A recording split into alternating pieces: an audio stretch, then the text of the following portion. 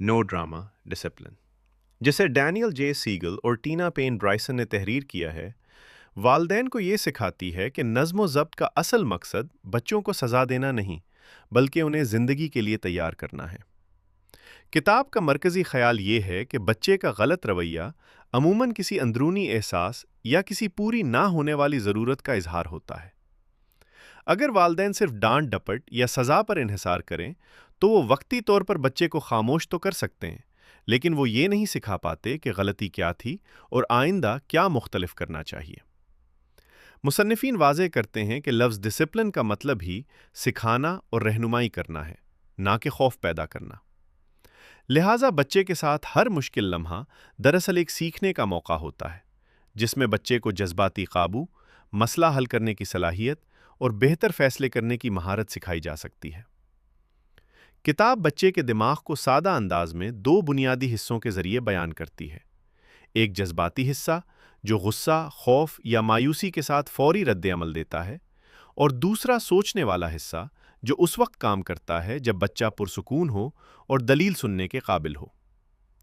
जब बच्चा चीख रहा हो या जिद कर रहा हो, तो उस वक्त दिमाग का जज्बाती हिस्सा गालिब होता है और वो मंतिक या नसीहत सुनने के लिए तैयार नहीं होता।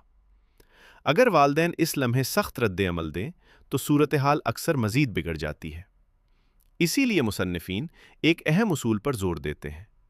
पहले बच्चे से जज्बाती तौर पर जड़ें, फिर उसके रवैये की रहनुमाई करें। यानी पहले ये जाहिर करें कि आप बच्चे के एहसासात को समझते हैं। मसलन ये कहना कि मैं देख सकता हूं कि तुम बहुत परेशान हो, और जब बच्चा पुरसुकून हो जाए तो मुनासिब रवैये की वजाहत करें।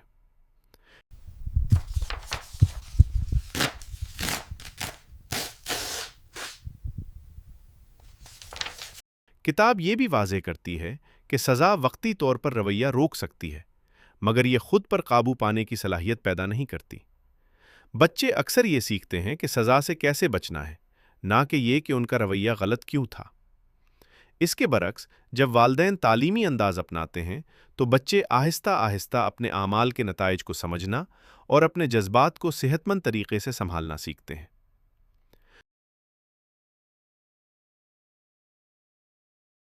मुसन्निफीन इस बात पर भी जोर देते हैं कि वालदैन का अपना रवैया सबसे मजबूत तालीमी जरिया होता है।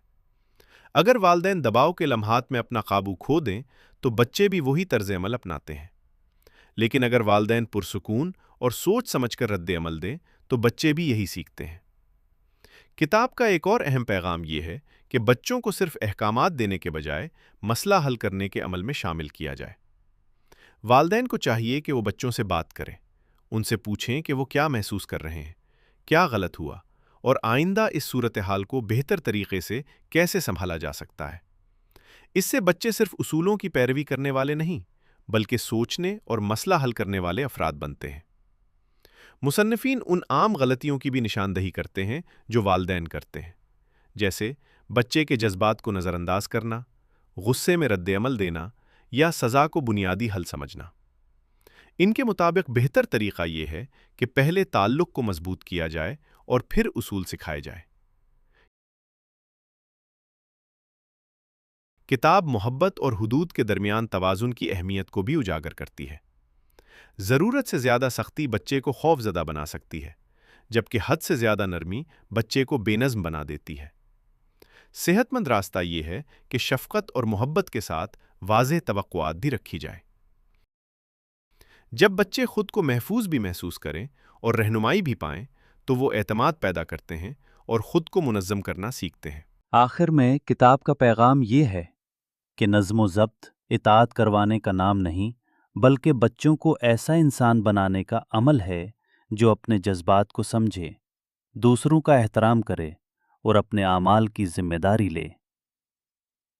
जब वालदैन हर गलती को सज़ा देने के बजाय सिखाने का मौका समझते हैं, तो बच्चों में हमदर्दी, खुद पर काबू और मसला हल करने की सलाहियत परवान चढ़ती है।